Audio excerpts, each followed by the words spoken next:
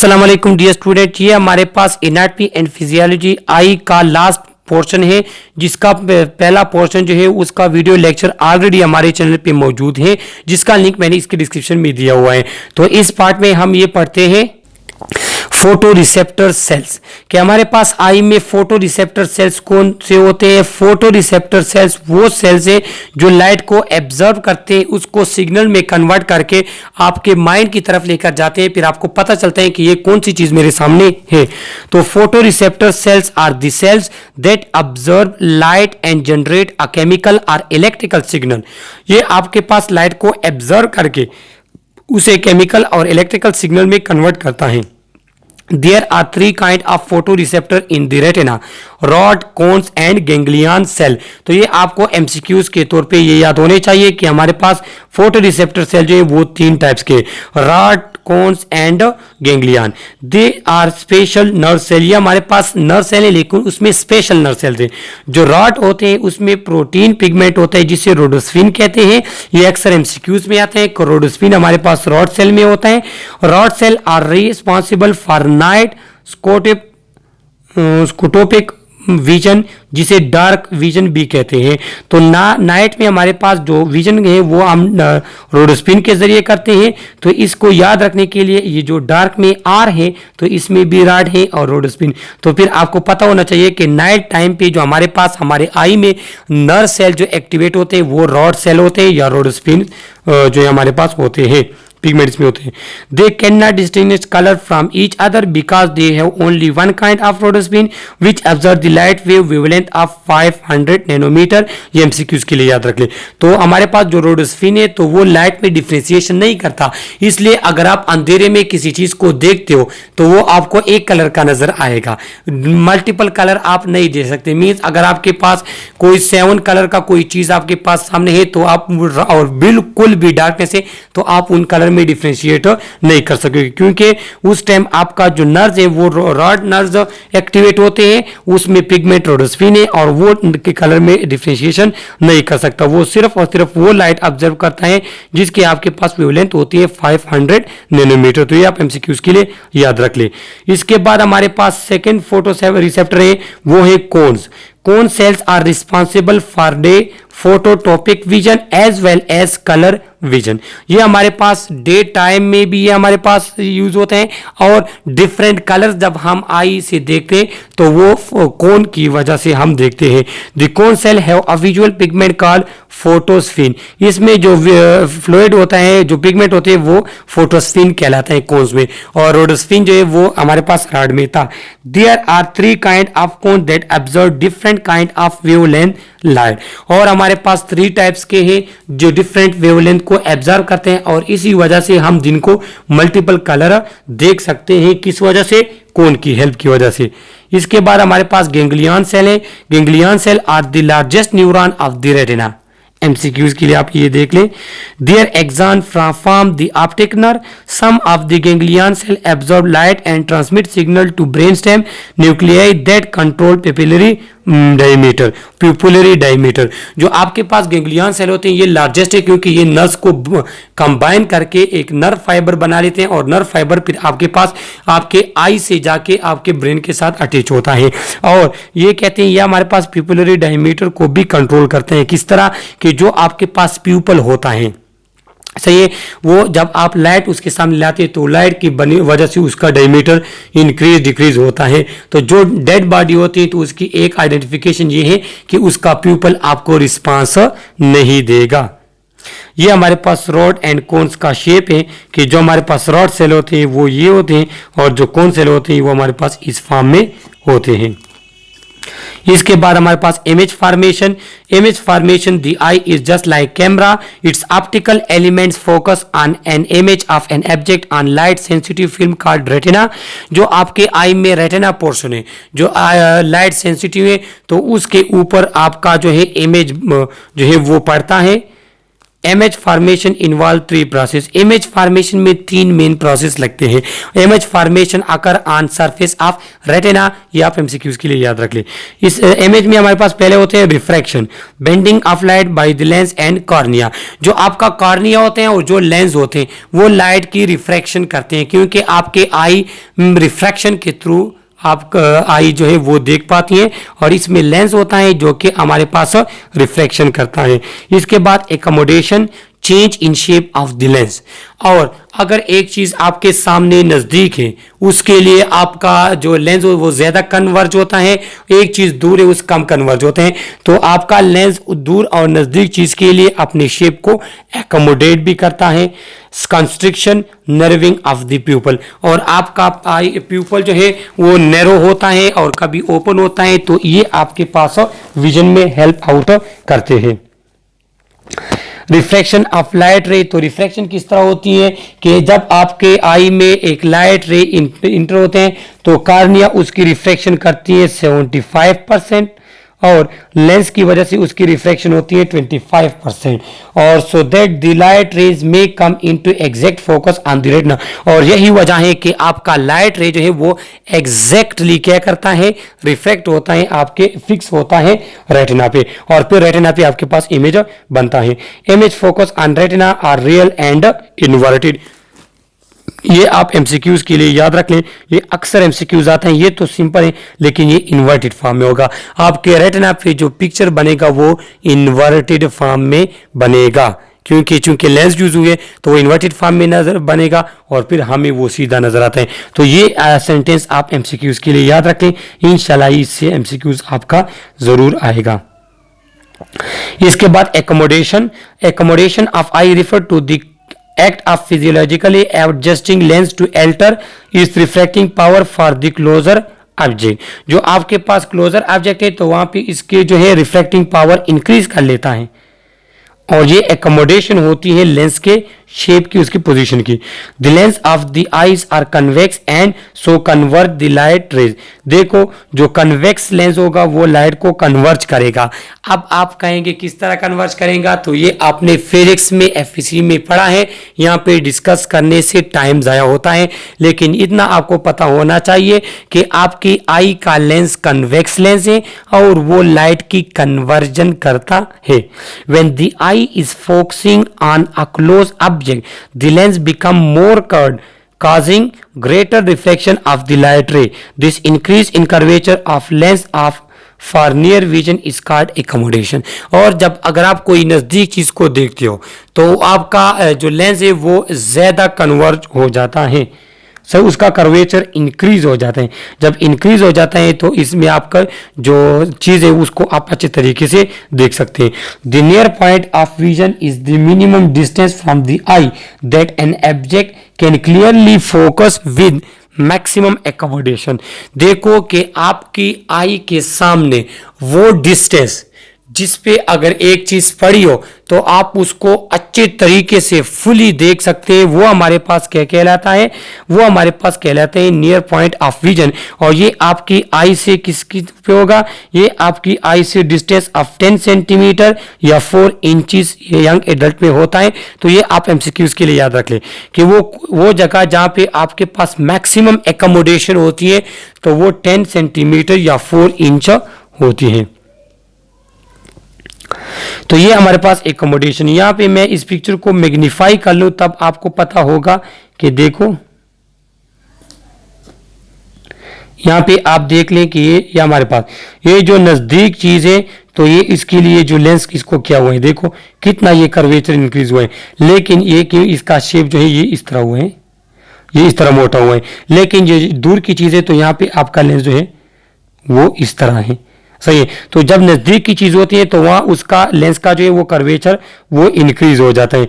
जब उसका curvature increase होगा तो फिर इसको कहते हैं एकोमोडेशन, सही है।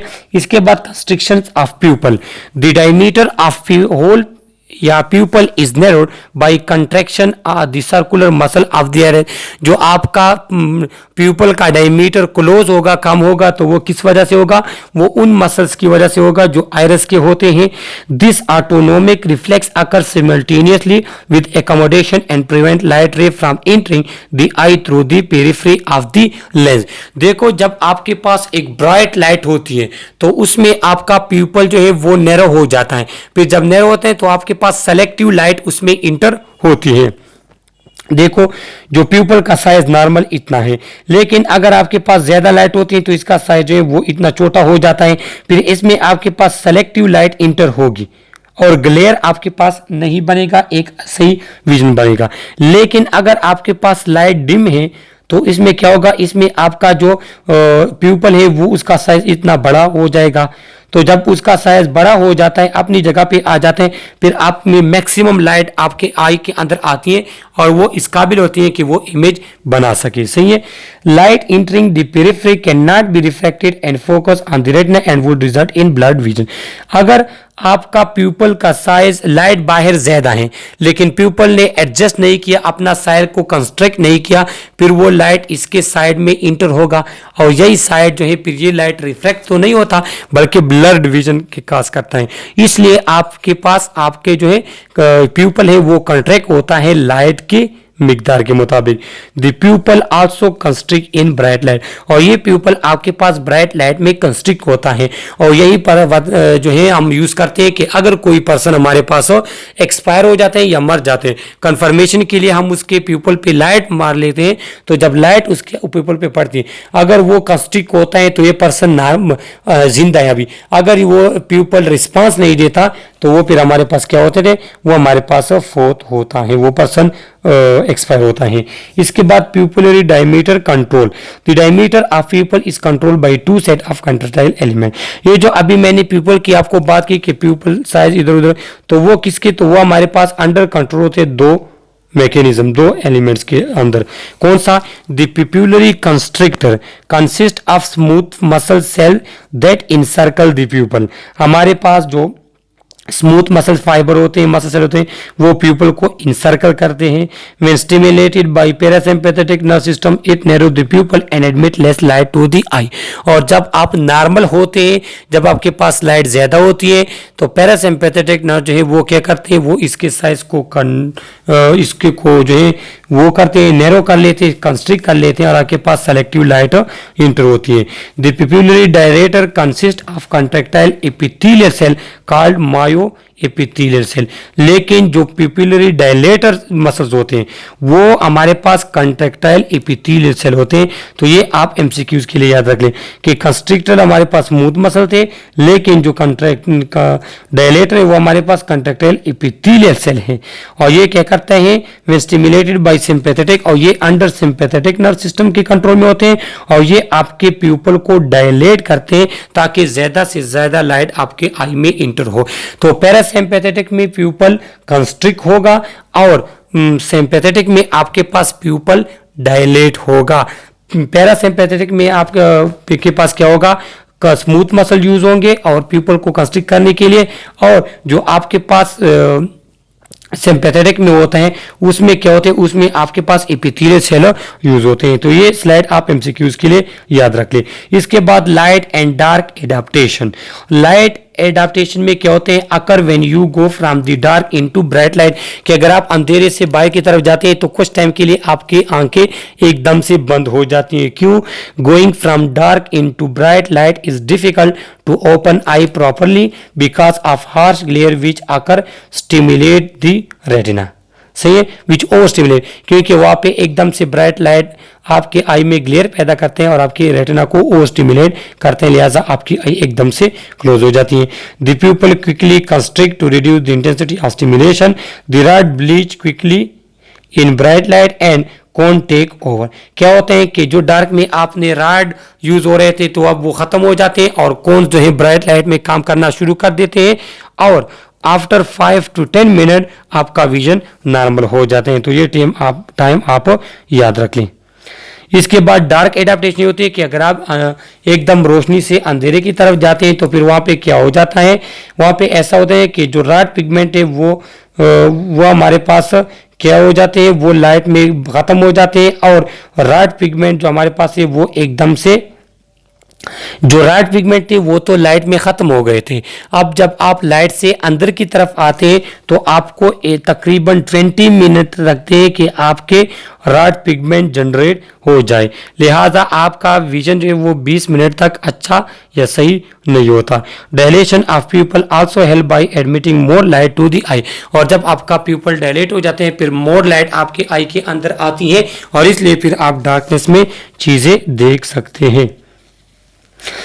अब हमारे पास है रिफ्रैक्शन एबनॉर्मेलिटीज, जो कि आप एमसीक्यूज के लिए याद रख लें कि for focusing clear image on the retina the normal eye known as emmetropic eye can sufficiently refract light ray from an object 6 metre 20 feet away. तो एमसीक्यूज के लिए आप याद रख लें कि जो नॉर्मल आई होती है उसे एमेट्रोपिक आई कहते हैं, और जब आप अक्सर जो ये विजन चेक करते हैं जो ऑप्थेल्मोलॉजिस्ट वगैरह होते हैं तो वो आपको या 6 मीटर या 20 फीट पे खड़ा कर लेते हैं, सही है। तो इम्प्रॉपर अगर हमारे पास रिफ्रैक्शन में कोई प्रॉब्लम है तो वो एबनॉर्मलिटी कौन सी होगी, वो होगा मायोपिया और नियर साइटेडनेस। तो इसके डिफिनेशन अक्सर आते हैं कि मायोपिया कहते हैं नियर साइटेडनेस। नियर साइटेडनेस का मतलब ये है कि when the lens become thicker and the image converge in front of the retina which allow myopic individual to see closer object clearly but not distinct object, कि अगर आप near sightedness कहते हैं कि आप नज़दीक चीज़ों को देख सकेंगे, दूर की चीज़ों को आप सही से नहीं देख सकेंगे। तो वो क्यों होता है, वो हमारे पास ऐसा होता है कि लेंस की साइज उसमें हो जाता है थिक, और जब हमारे पास लेंस की साइज थिक हो जाता है तो फिर उसमें क्या हो जाता है, conversion in front of retina होती है। तो इस वजह से आप नज़दीक की चीज़ देख सकते हैं, दूर की चीज़ आप नहीं देख सकते। इसके बाद हाइपरोपिया या हाइपरमेट्रोपिया, जिसे फार साइटेडनेस कहते हैं, कि इसमें आप दूर की चीज़ों को तो देख सकते हैं लेकिन नज़दीक की चीज़ों को आप नहीं देख सकते, इसमें आपका लेंस हो जाता है थिन, सही है। Hypertrophic individual can see distinct object clearly but not far, वो हमारे पास क्या हो जाते हैं कि वो दूर की चीज़ों, जो हमारे पास हाइपरमेट्रोपिया जो है वो can distinct object clearly but not closer one, ये हमारे पास फार साइटेडनेस जो है वो दूर की चीज़ें तो देख सकते हैं लेकिन नज़दीक की चीज़ें सही से नहीं देख सकते। इसके बाद है प्रेसबायोपिया। प्रेसबायोपिया कहते हैं कि जब आपका एज के साथ साथ आपकी लेंस की इलास्टिसिटी और उसकी एबिलिटी के वो पिक्चर जो है इमेज को फोकस करे वो ख़त्म हो जाता है, तो उसको कहते हैं प्रेसबायोपिया, लेकिन ये ओल्ड एज में होता है, सही है। एक हमारे पास होते हैं एम्ब्लोपिया। एम्ब्लोपिया कहते हैं lazy eye in a vision development disorder in which eye fail to achieve normal visual activity even with prescriptions eye glasses or contact lenses. तो एम्ब्लोपिया ये होते हैं कि आपका जो है नज़र में कमजोरी नहीं होती लेकिन आपकी आई जो है वो सुस्त हो जाती है, आप विजन डेवलपमेंट डिसऑर्डर आप में आ जाता है, और इवन दो आपने ऐनक या ग्लास भी आप यूज़ करेंगे या लेंस वगैरह आपका सही होगा लेकिन आपका विजन जो है वो कम होगा। इसके बाद एम्ब्लोपिया है। Amblyopia begin during infancy and early childhood, in most cases only one I is affected. Amblyopia हमारे पास ऐसा होता है कि ये बच्चों में होता है और इसमें क्या हो जाते हैं, इसमें हमारे पास ये डिसऑर्डर होता है कि आपकी विजन जो है उसमें प्रॉब्लम आ जाती है विद अ डेवलपमेंट। इसके बाद है esotropia. Esotropia is a form of strabismus in which one or both eye turn inward. The condition can be constantly present or occur intermittently and can give the affected individual across eye appearance. It is the opposite of exotropia. क्यों इस तरह कि देखो ये हमारे पास eyes है, मैं यहाँ पे आपको आई बना दूं, ये हमारे पास आई है, तो ये इसमें यहाँ पे जो है ये आयरस यहाँ पे है लेकिन इसमें ये आयरस यहाँ पे होता है, यहाँ पे होता है, तो इसको कहते हैं एस्ट्रोपिया। और जो एक्सट्रोपिया होते हैं उसका ऑपोजिट उसमें यहाँ पे हो जाते हैं, आपका जो ये सर्कल है यहाँ पे आ जाएगा, सही है। तो ये हमारे पास डिसऑर्डर है। ये कुछ डिसऑर्डर है आई के, ग्लूकोमा, कैटरेक्टस, मायोसिस एंड माइड्रेसिस। ये आई के डिसऑर्डर, यहाँ पे सिर्फ आप नाम सीख लें, क्योंकि इसको एक्सप्लेनेशन के साथ आप एडल्ट हेल्थ नर्सिंग में जो है वहाँ पे आप इसको एक्सप्लेनेशन के साथ पढ़ेंगे, इसके काज वगैरह और इसकी ट्रीटमेंट वगैरह को। सही है, तो ये आई का हमारे पास लेक्चर था। इसमें अगर आपको कोई भी क्वेश्चन हो थ्रू कमेंट आप हमसे पूछ सकते हैं। Okay, thank you.